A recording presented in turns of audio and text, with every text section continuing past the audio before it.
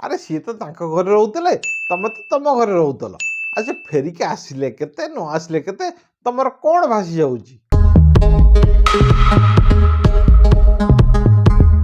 ଭାଇ କିଛି ଦିନ ତଳେ ହ୍ୟୁମାନ ସାଗରକୁ ଶ୍ରଦ୍ଧାଞ୍ଜଳି ଦିଆହେଇସାରିଛି।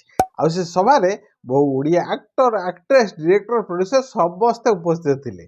କିନ୍ତୁ ସେ ସଭାରେ ଜଣେ ଏମିତିଆ ବ୍ୟକ୍ତି ଉପସ୍ଥିତ ଥିଲେ ଯାହାକୁ କି ହ୍ୟୁମାନ ସାଗରଙ୍କ ସାଙ୍ଗରେ ବହୁ ସମୟରେ ଦେଖିବାକୁ ମିଳେ ନାହିଁ।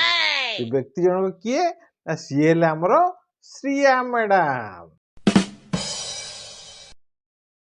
ନିହାତି ଭାବରେ ଟ୍ରୁଥ୍ କେବେ ବି ଲୁଚିକି ରୁହେନି।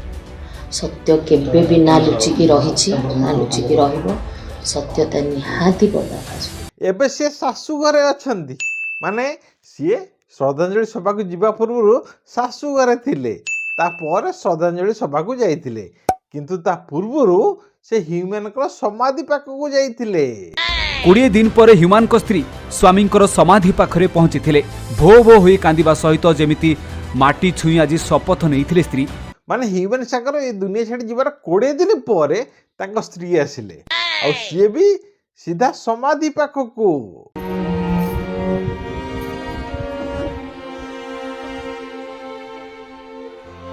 ଆରେ ଭାଇ ଏମିତି କାନ୍ଦିବାର ମାନେଟା କ'ଣ ମୁଁ ତ ବୁଝିପାରୁନାହିଁ। ଆଚ୍ଛା ଛାଡ଼, କିନ୍ତୁ ଏ କାନ୍ଦଟାକୁ କେମିତି ବନ୍ଦ କରିହେବ କହିଲ? ସେଠି ଯେଉଁ କ୍ୟାମେରା ଲାଗିନାହିଁ, ସେ ମୋବାଇଲ କ୍ୟାମେରା ହଉ କି ମିଡ଼ିଆ ବାଲାଙ୍କ କ୍ୟାମେରା ହଉ, ସେ କ୍ୟାମେରାଟା ବନ୍ଦ ହେଇଯିବ ମାନେ ଆଙ୍କ କାନ୍ଦ ବି ବନ୍ଦ ହେଇଯିବ। ଯାହା ତ ହେଇଗଲା ହେଇଗଲା, ମୋର ସ୍ୱାମୀ ତ ଆଉ ଫେରିକି ଆସିବେନି। ନାଇଁ ଫେରିକି ଆସିଲେ ବି କ'ଣଟା ହବ? ତମେ ତ ଏମିତି କହୁଛ ଯେମିତି ତମେ ସିଏ ଦେହତ୍ୟାଗ କରିବା ପୂର୍ବରୁ ତାଙ୍କ ସାଙ୍ଗରେ 24 ଘଣ୍ଟା ରହୁଥିଲ। ଆରେ ସିଏ ତ ତାଙ୍କ ଘରେ ରହୁଥିଲେ, ତମେ ତ ତମ ଘରେ ରହୁଥିଲ। ଆଉ ସେ ଫେରିକି ଆସିଲେ କେତେ ନ ଆସିଲେ କେତେ ତମର କ'ଣ ଭାସି ଯାଉଛି?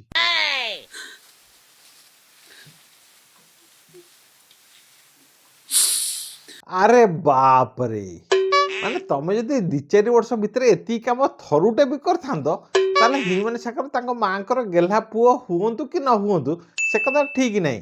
କିନ୍ତୁ ତମେ ତମ ଶାଶୁଙ୍କର ଗେହ୍ଲା ବୋଉ ସିଓର ହେଇପାରିଥାନ୍ତ। କିନ୍ତୁ ତମେ କଲ କ'ଣ ନା ତମେ ଯାଇକି ତମ ବାପାଙ୍କ ଘରେ ରହିଲ, ସେଠି ଅଏସ୍ କଲ, ଆଉ ଏଠିକି ଆସିକି କ୍ୟାମେରା ସାମ୍ନାରେ, ମିଡ଼ିଆ ସାମ୍ନାରେ ଏତିକି ଯାତ୍ରା କରୁଛ। ଭାଇ ମାନିବାକୁ ପଡ଼ିବ ତମକୁ। ମୁଁ 30 ବର୍ଷରେ ସ୍ୱାମୀ ହରେଇଲି, ଛୁଆ 8 ବର୍ଷରେ ତା ବାପା ହରେଇଲେ। ମେଡ଼ିକାଲରେ ଯେତେବେଳେ ସେଇ ଛୁଆ ତା ବାପାଙ୍କୁ ଦେଖିବାକୁ ଚାହୁଁଥିଲା ତମେ ତାକୁ ଟାଣି ଟାଣି ନେଇ ଆସୁଥିଲ ଟି। ଆପଣ ଏବେ ଏତେ କଥା କ'ଣ କହୁଛ? କାହିଁକି ଜାଣି ହେଉନି ତମ କଥା। ଆଉ ସେମିତିରେ ବି ଗୋଟେ ଛୁଆ ମାତ୍ର 8 ବର୍ଷ ବୟସରେ ତା ବାପାଙ୍କୁ ହରେଇଲା, ଏ କଥାଟା ଠିକ୍ ଅଛି, ଏଇଟା ଆମେ ବୁଝିପାରୁଛୁ, ସେଥିପାଇଁ ଆମେ ସମସ୍ତେ ଦୁଃଖିତ। କିନ୍ତୁ ମାତ୍ର 30 ବର୍ଷ ବୟସରେ ତମେ ତମ ସ୍ୱାମୀକୁ ହରେଇଲ, କାହିଁ ଏ କଥାଟା ବୁଝି ହେଲାନି ତ। ମୁଁ 30 ବର୍ଷରେ ସ୍ୱାମୀ ହରେଇଲି, ଛୁଆ 8 ବର୍ଷରେ ତା ବାପା ହରେଇଲେ। ଆରେ ତମେ ତମ ସ୍ୱାମୀ ସାଙ୍ଗରେ ରହୁଥିଲ ନା ତମ ସ୍ୱାମୀ ତମ ସାଙ୍ଗରେ ରହୁଥିଲେ ନା ତମେ ଯାଇକି ତମ ଶ୍ୱଶୁର ଘରେ ରହୁଥିଲ? ସ୍ୱାମୀ ମାନେ ନୁହଁ ଯେ ବର୍ଷକୁ ଥରେ ଅଧେ ଆସିକି ପୁରୀରେ ବୁଲି ପଡ଼ିକି ତାଙ୍କ ସ୍ତ୍ରୀ ଆଉ ତାଙ୍କ ଛୁଆକୁ ଦେଖା କରିଦେବା। ଆଉ ଏବେ କହୁଛ କ'ଣ ନା ମୁଁ ମୋ ସ୍ୱାମୀକି ହରେଇଲି। ବାଃ, ମାନିବାକୁ ପଡ଼ିବ। ଛାଡ଼, ତମେ ଏବେ କ'ଣ କହୁଥିଲ? ମା ଯାହା ବି ଆଗରୁ କହିଛନ୍ତି ମୁଁ ସେଥିରେ 100% ଏକମତ। କ'ଣ କ'ଣ କ'ଣ କ'ଣ? ମା ଯାହା ବି ଆଗରୁ କହିଛନ୍ତି ମୁଁ ସେଥିରେ 100% ଏକମତ। ମା ଯାହା ବି କହିଛନ୍ତି ସେଥିରେ ତମେ 100% ଏକମତ? ତା ମାନେ ତମକୁ ଆଗରୁ ସବୁ ଜଣାଥିଲା? ଟିକେ ଆଉଥରେ ଟିକେ କହୁନ ଯେମିତି ଲୋକମାନେ ଟିକେ ବୁଝିପାରିବେ। ଯାହା ଯାହାଙ୍କ ନାଁ ନେଇଛନ୍ତି, ଯାହା ଯାହା ଆଲିଗେସନ୍ସ ଯାହା ଯାହା ଉପରେ ଆଣିଛନ୍ତି, 100% ଦ୍ୟାଟ୍ ଇଜ୍ ଟ୍ରୁ। ସବୁ ସତ? ଆରେ ମା ତ ଅର୍ପିତାର ନାଁ ନେଇଥିଲେ, ମା ତ 2 ଜଣ ମ୍ୟାନେଜରଙ୍କୁ ତାଙ୍କ ଉପରେ ଦୋଷ ଦେଇଥିଲେ। ଆଉ ଯଦି ଏକଥା ସତ ତାମାନେ ତମେ ବି ଅର୍ପିତା କଥା ଜାଣିଥିଲ। ଆଉ ଯଦି ଜାଣିଥିଲ ତାହେଲେ ତମେ ଏତେ ଦିନ ହେଲା କରୁଥିଲ କ'ଣ? ଅର୍ପିତାଙ୍କ ପାଇଁ ଆହୁରି ବଢ଼ିଗଲା ଅଡ଼ୁଆ। ଏବେ କ'ଣ ହେବ? ଲୁଚି ଲୁଚି ଆସିଥିଲେ ହ୍ୟୁମାନଙ୍କୁ ଦେଖା କରିବାକୁ। ଖାଲି ଲୁଚିକି ଆସୁନଥିଲେ, ସେ ଲୁଚିକି ଆସୁଥିଲେ, ସିଏ ଲୁଚିକି ଯାଉଥିଲେ, ସିଏ ବି ରାତି ଅଧରେ, ଆଉ ସିଏ ବି ମାସ୍କ ପିନ୍ଧିକି।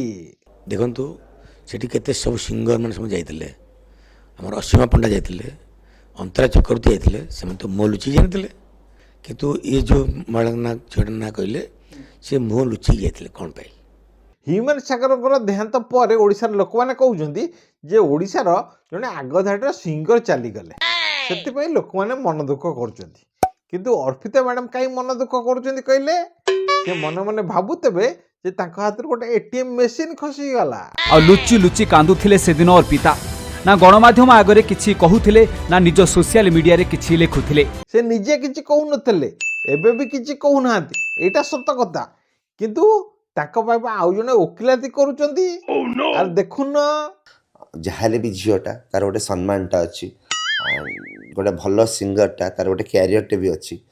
ଆଉ ଜଣଙ୍କୁ ମାନେ ଯେଉଁ ବିଷୟରେ ଆମର ଆଇଡ଼ିଆ ନାହିଁ କ'ଣ ଘଟିଥିଲା, ଆମେ ଗେସ୍ କରିକି ଆମେ କାହା କଥା ଶୁଣିକି ଆଣ୍ଡ ଯେଉଁ ପରିସ୍ଥିତିରେ ମାନସିକ ପରିସ୍ଥିତିରେ ଯିଏ ବି ଯାହା ବି କହିଛନ୍ତି ସିଏକୁ ବିଶ୍ୱାସ କରିକି ସତ ବି ହେଇଥିବ ବି ଯଦି that will be the very personal part.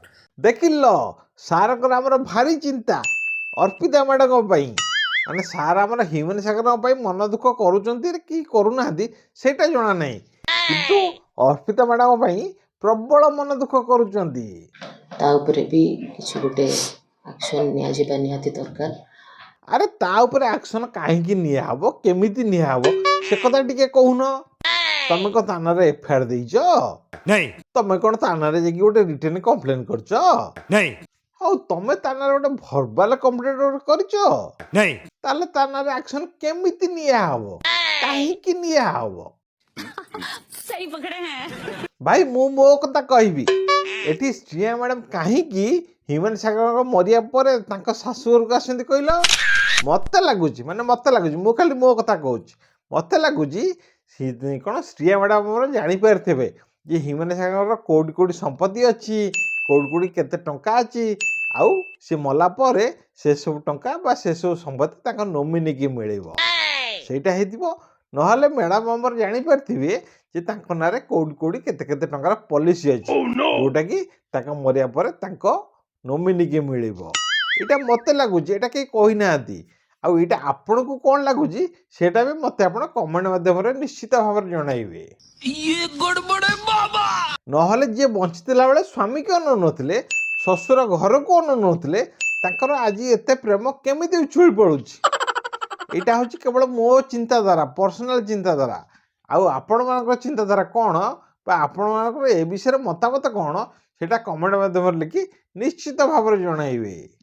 सबके सब चोर हैं साले। ତାହେଲେ ଭାଇ ଭିଡ଼ିଓଟି ଆଜି ପାଇଁ ଏତିକି, ପୁଣି ଦେଖାହବ ଆମର ନେକ୍ସଟ ଭିଡ଼ିଓରେ।